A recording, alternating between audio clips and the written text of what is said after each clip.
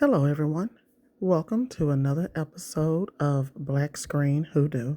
My name is Stacy, and I will be your host for this evening, this afternoon, this morning, all depending on when you are watching this video. Now, I'm recording this from my father's house. I am here for the next 2 to maybe 3 weeks. And today's story is 100% centered around him. Now, I do want to give you a heads up. I may step outside while, in the middle of recording this video. So you may hear like some kids or, some birds and stuff like that. It is a school day and, the buses will be traveling up and down the streets. All right. Now, today's story is going to, be talking about a certain gift that I have.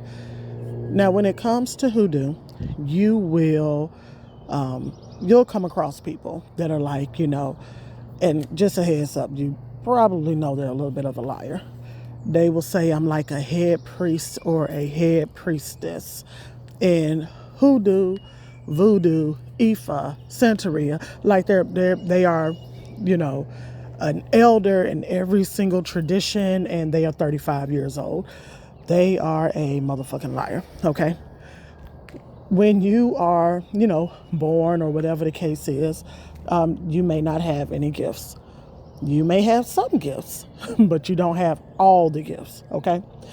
And I'm very open and very honest about that. If people do come to me and want me to do work for them or things of that nature, if it is something that I feel like I cannot do, I'll be like, hey, you know what? This really ain't my strong point. Or if I do it, I may have to do a little bit more than what I'm willing to do. So I am going to refer you to so and so, because this is their strong point. This is something that they can do. Like right now, I know a young lady that can do financial workings for anybody. I mean, she has done financial workings for folks, and 3 days later, $20,000 just like mysteriously popped up in their bank accounts, things of that nature. But y'all don't ask her for a love working. Hell, don't ask me for a love working. I'm gonna be completely honest with you. I mean, I may bring you love. I will bring you a woman that is just obsessed with you and won't leave you alone and all of that. And it'll be in the form of a fucking cat. You'll end up getting a pet cat that's a girl, and she just will not leave you alone. Same thing if you want a guy that's just obsessed with you and things of that nature. I might fuck around, do the work, and suddenly a stray dog follows you, and there you go. So, but one gift that I do have, and I don't use it often because it can be very dangerous. I do have the power to speak things into existence, okay? But it only works when my emotions are heightened. So if I am very afraid, very sad, or even excited, extremely, extremely happy, if I speak something during that time, it is going to come to pass, period, point blank. And the very first time that I noticed that it happened, I'm pretty sure it happened long before then, but I was such a little girl at the time, I wasn't really focusing on it. But the very first time that I noticed it was when I was in the 9th grade. And there was a boy that I went to school with named Jay. Now, Jay was, he was an okay dude. I mean, he wasn't like a bad dude or anything like that. So I thought. But, we were like little boyfriend and girlfriend for like 2 weeks, right? Just 2 weeks. Again, 9th grade, y'all, okay? We were kids. This is not like, I was a senior in high school. And one day, this girl walks up to me in class, and all of this happened over the span of a day. And just a heads up, I am a Taurus, okay? So it's like if you come and you tell me something, okay, cool, that's fine. But do not constantly come back in my face about the same shit unless I'm asking you for more information, because that is going to make me angry. And that's even me now, even though I'm in my 40s. I'm the exact same way, okay? So anyway, this, girl comes up to me in class in the ninth grade, and she was like, hey, Jay wanted me to tell you that he don't want to be with you no more. He's dating me now. And I was like, oh, okay. Yeah, she came to me on some, anyway. Yeah, like she really approached me like that. And I'm like, wow, and of course, again, I'm in my 40s. So I'm thinking back on it, and I'm like, girl, we was in the ninth grade. The fuck is wrong with you? But, I don't know what her home life was like, because children are, for the most part, they are the product of, the home that they are raised in. So, maybe she saw or heard the women in her family doing that. I don't know. Everyone that I broke up with when I was that young, I just wrote them a note and told them I didn't want to be their girlfriend no more, and it was that on that. But yeah, anyway, she came to me, she told me that. I was like, okay, cool. I want to say about a couple of hours later, because we went to lunch and ended up going to, there's the school bus. Sorry, yeah.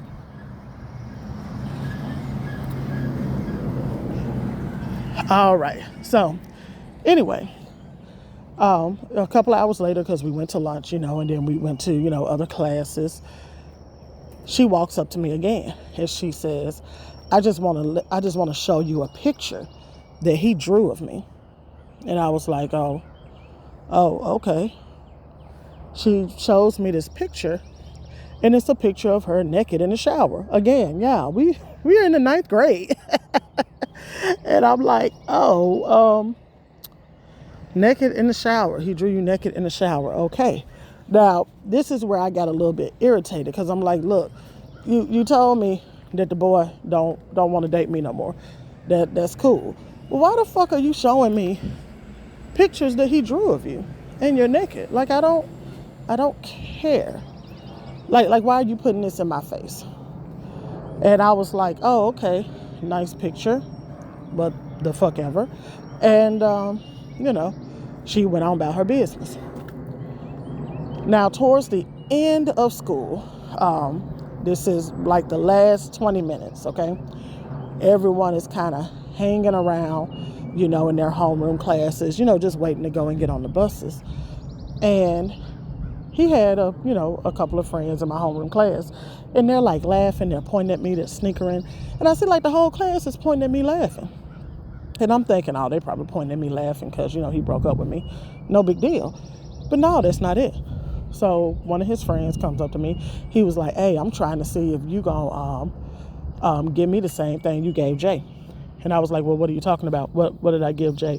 And yeah, when I tell you the household I was raised up in, 2-parent household, okay? And they did not do ratchet, trailer park, ghetto type shit. They did not, okay? So, like, I couldn't really read the room when it came to situations like this. Because when he was like, you're going to give me, what you gave Jay, or do for me what you did for Jay. And I'm just like, I gave him a notebook because he didn't have any paper. Do you understand what I'm saying? Like, I was genuinely confused. And he was like, nah, man, he told us that you sucked the black off his dick. I'm sorry, what? Yeah, he told us you sucked the black off his dick. Oh, okay. That's what he told you. I'm like, well, he's lying. And that made me mad. Why did that make me mad? Because at that time, I was proud to be a virgin. Do you hear me? Proud. I was proud. I am a virgin. Ain't nobody ever been in me.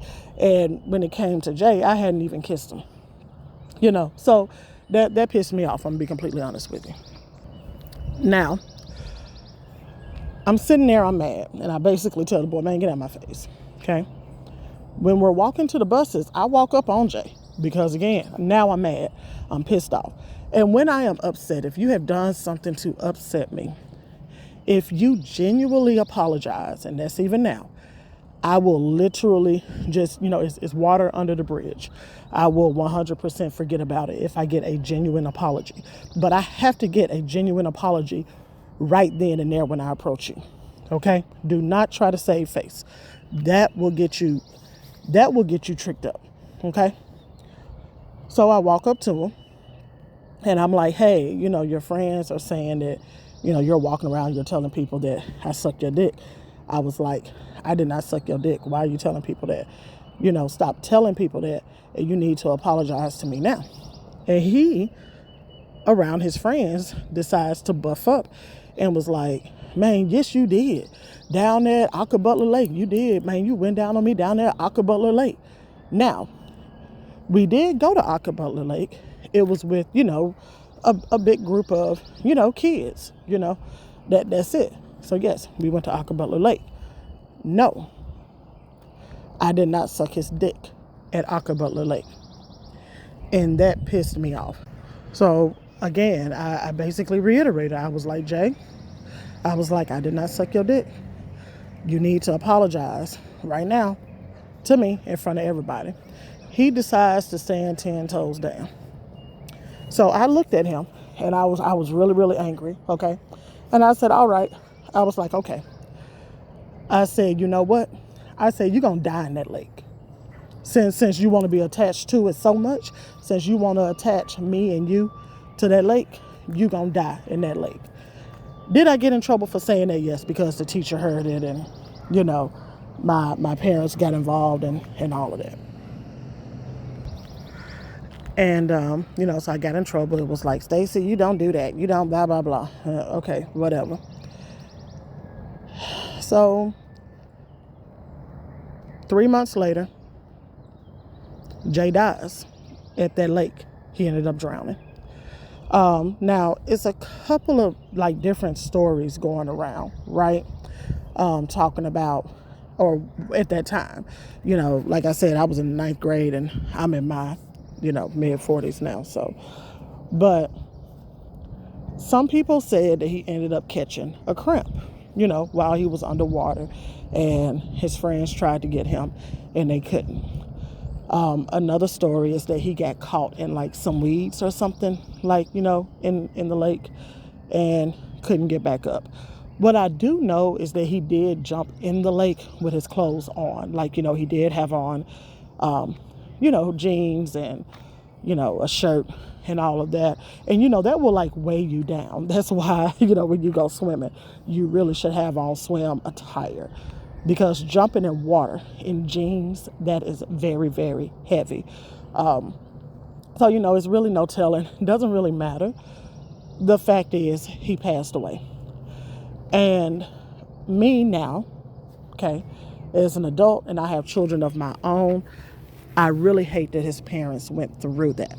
Okay, I truly do. I truly hate that his parents went through that. To have to bury your child. You are not supposed to bury your child. Your child is supposed to bury you. Okay? My children will bury me. I will not bury my children. Just like I will bury my parents. My parents will not bury me. So I can just imagine the pain that they went through. You know what I'm saying? But at the time, I did not know that I had that gift or that power, and I was angry. And this is one of the reasons why, as I always say on this channel, you have got to be careful with how you treat people. I see a lot of people online that are proud of being assholes. They're like, yeah, I'm a proud asshole and I don't care if I hurt your feelings. I don't care about this. I don't care about that. What you don't want to do is come across someone like me. And let me be honest with you, it's a lot of us out here, okay? It's just the majority stay silent. But that one person that that every single time somebody says something bad about them or does something to them, that person gets some wild ass, some just something wild happens to them. It's just like, wow, like, damn, what have you been doing with your life for that to happen to you? That person may have a gift. They may just be that protected. They may not even have to do what I did, which is open their mouths and say something. They may have some sort of spiritual guardian that's just like, oh, you decided to be rude and disrespectful to someone I'm protecting? Oh, okay. I finna kill you. I finna kill your grandma. Like, yeah, y'all gotta chill, okay? You've got to be nice to people. I'm not saying you have to kiss people's asses and things like that. Just be nice. Just be respectful, okay? Whenever I go to Burger King, something like that, I will walk up to the register, and I don't care what type of day I've had, I will tell the cashier, doesn't matter their age, they can be older than me or younger than me. It's always, yes, ma'am, may I have, or yes, sir, can I have a number 3, right? Something like that. And after they hand me my food, I say, thank you so much. I really do appreciate it. Like, just being nice. And I have been blessed so many times just by being nice. I have had like cashiers at Walmart be like, you are so sweet, here. And something that I decided I was going to put back because I didn't want it, low cost item.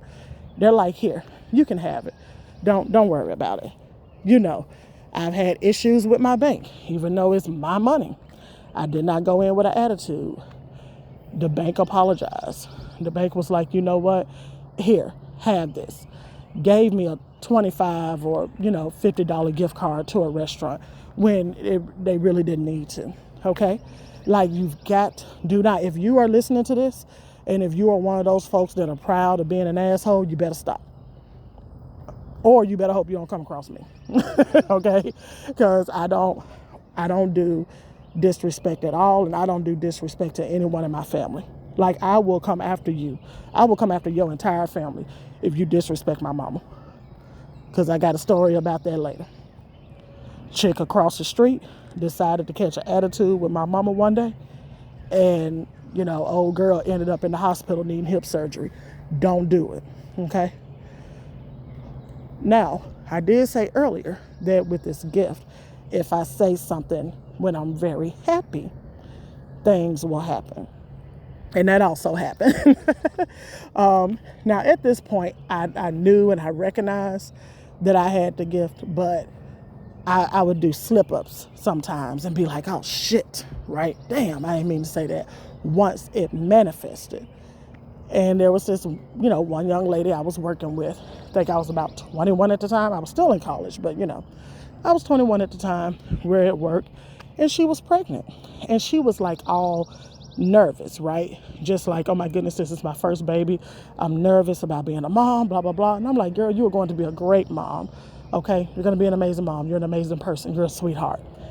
And later on, throughout her pregnancy, she started getting nervous about the labor itself, right? Especially during like that 3rd trimester, that baby got big, that baby got heavy. And she was like, okay, I'm nervous. The labor is scaring me. Yeah, why did I walk up on that girl? Put my hand on her stomach. And I was like, girl, you ain't got nothing to worry about. I said, that baby just gonna pop right on up out of there.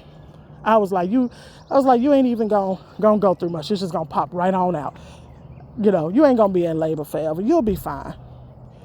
She ended up going into labor a few weeks after that. It was around her due date. It's not like she had the baby early. And she ended up having fetal ejection. And that is when the body just like basically takes over. It's not, them telling you, okay, push with the contractions. And then when you have the contraction, you push. You have no authority in the matter whatsoever. It just happens. Her water broke. Within 1 hour, she went from her water breaking into active labor. And they told her to push with her next contraction. When she went into active labor, they're like, okay, we're ready to go. Okay, let's do this. You're going to push. She said the moment they told her to push, The nurse was like, oh my God, and had to catch the baby because her body just like spit the baby out. Now, she's had 4 children since then, and I still keep in touch with her. I did not tell her that I have this gift, by the way. Like, she knows I do working. She's come to me for other workings, but I did not tell her that I'm able to speak things. So I purposely didn't do it with any of her other children because that traumatized her. It really did. Like, I felt so bad. But she was like, she said, I really didn't even feel anything. And it just happened. And it was just so scary. It was just so scary. And I was like, damn. I'm like, here I was in a good mood. And I spoke this shit over her and traumatized the damn girl even more. So with her other pregnancies, I was like, oh, you'll be fine. You'll have a wonderful pregnancy. You won't have no issues. You won't have gestational diabetes. You will not have preeclampsia, like all of that. I did all the good things. I didn't say shit about about that baby just popping out. Those babies just popping out. Absolutely refused. But anyway, so that's the beginning of me just explaining to you about me speaking things into existence. And all of that ties into why at this exact moment I am standing in my father's driveway. So my father's side of the family, they have a history of heart disease. So, what do you do as a, mature adult? You go to the doctor, right? Go to the doctor once a year. If you're a woman, I think it's like every 2 years now. God, I hate insurance companies, but you go for your pap smears and all that good stuff. So my father goes to his cardiologist once a year because he's like, hey, we have heart disease in the family. I ain't trying to die from a heart attack. So, we're gonna keep up on this, make sure everything is fine. So he did have a rough year, like during COVID, like just a lot of stresses. My father, he loves to be educated. So even though he is pushing 70, he decided to go back to college, decided to go back to school since it was online anyway because of COVID. And, after that, he, then continued school, once they uplifted everything, and he's always doing projects. He stays busy. I would give him that because, if you stay busy, once you reach a certain age, you will not get old, okay? So I'm thinking all of that stress, and he probably didn't really eat too healthy during that time. It's probably what caused it.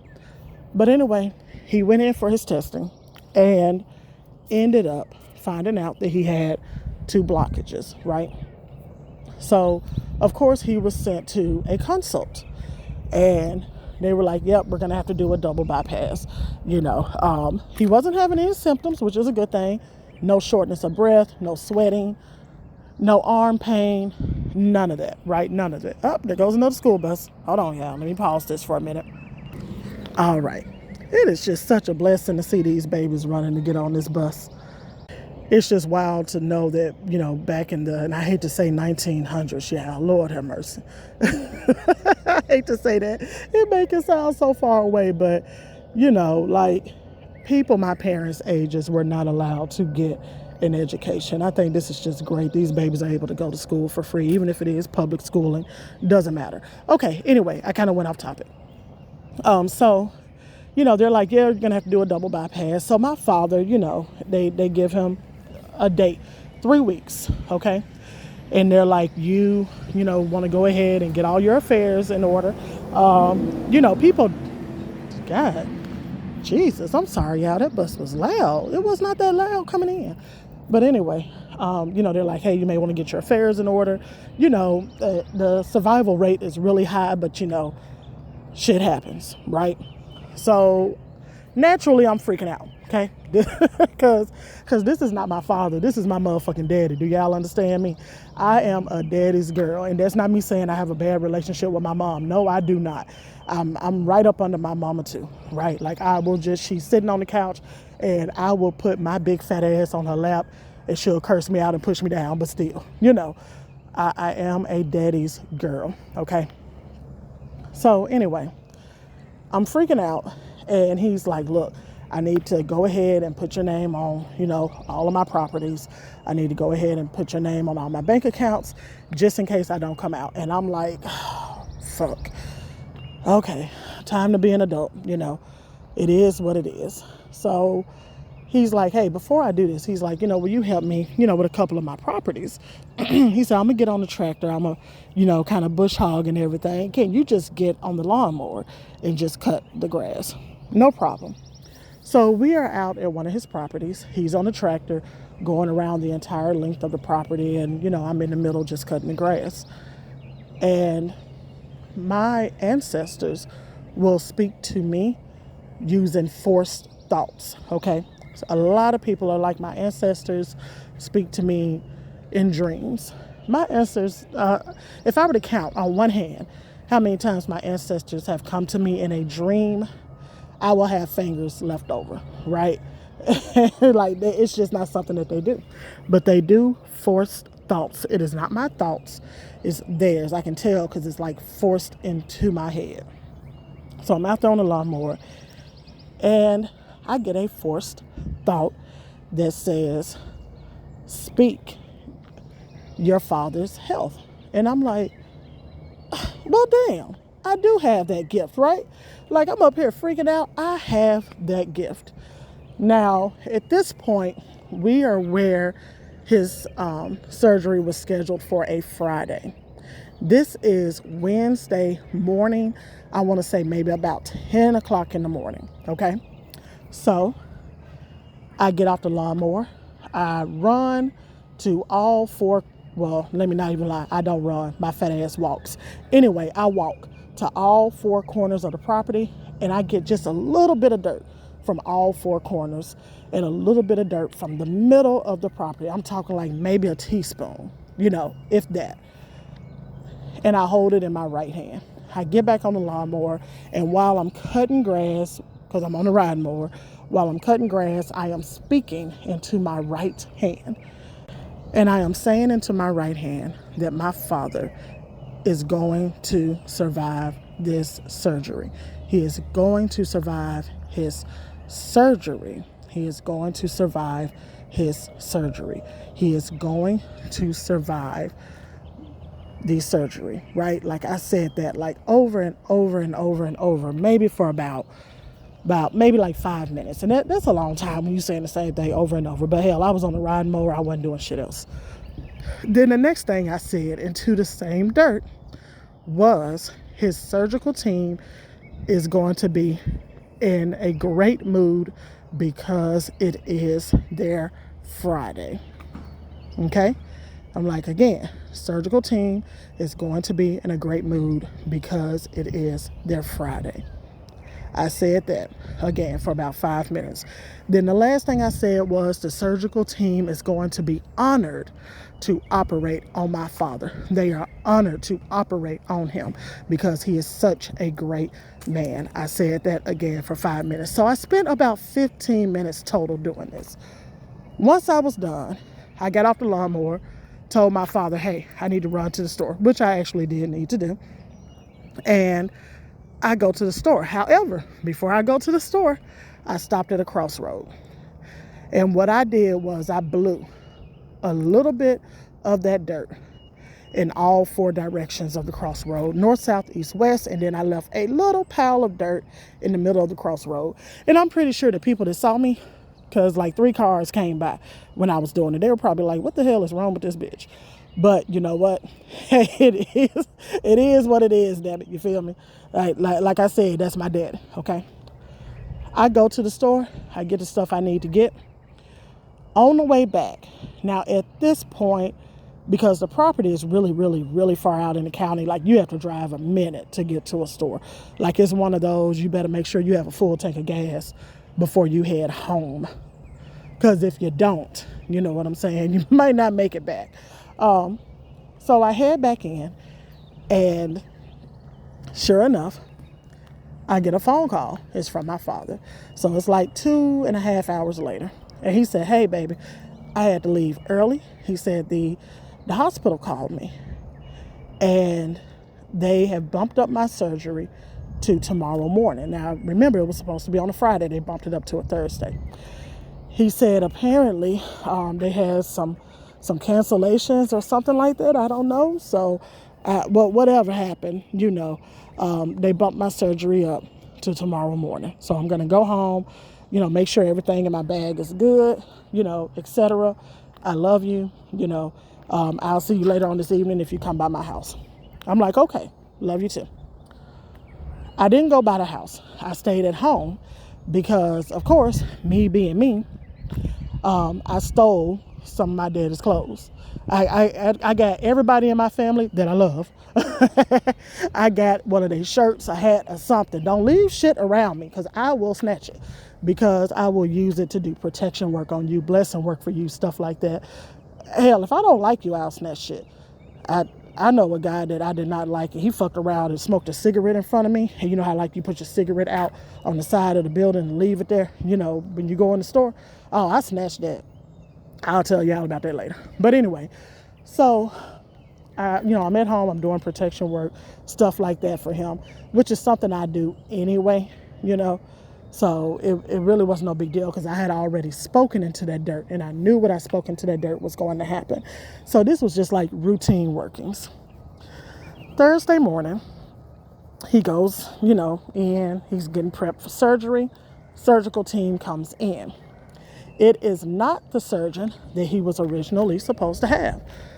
Do not know what happened with that surgeon at all whatsoever, but it is not that surgeon. However, this surgeon is talking to my father. My father says something, and the surgeon is like, wait a minute, did you serve? My father, yeah, I served and blah, blah. Y'all know how folks be, especially military men.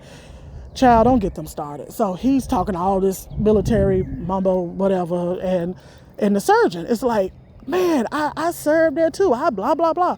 And the surgeon is like, man, I am so honored to be the one to operate on you today. Yeah, that's what I spoke into the dirt. So we got that, right? And the surgical team just seemed like really, really happy, very happy.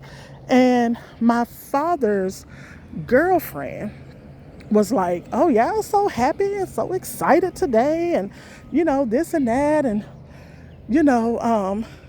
what's going on, like y'all get all excited for surgeries.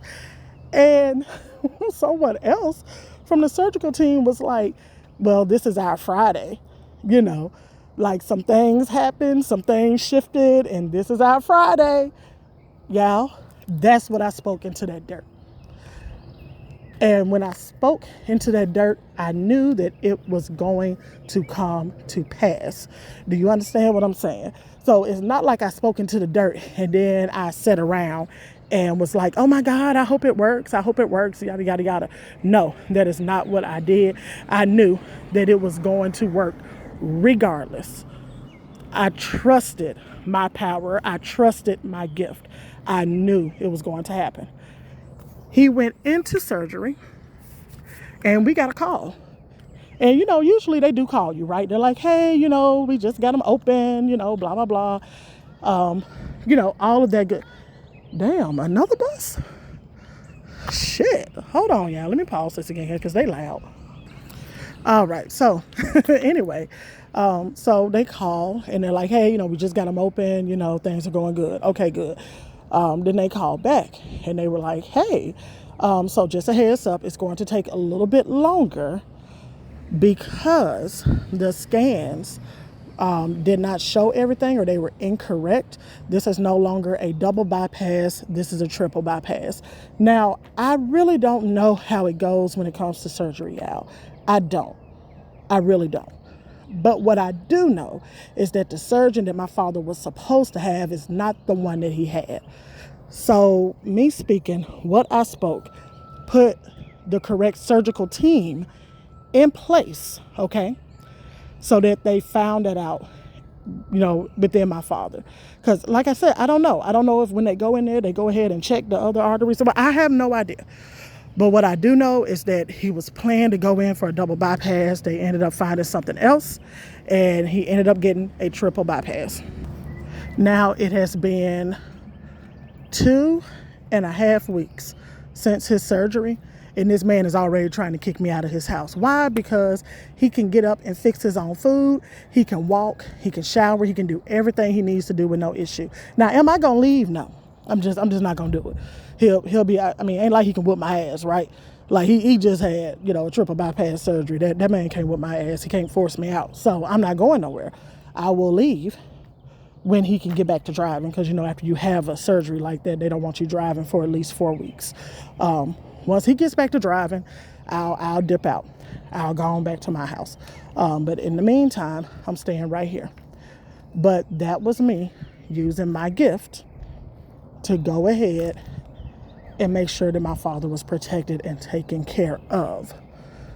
Because of course I was anxious because of the surgery.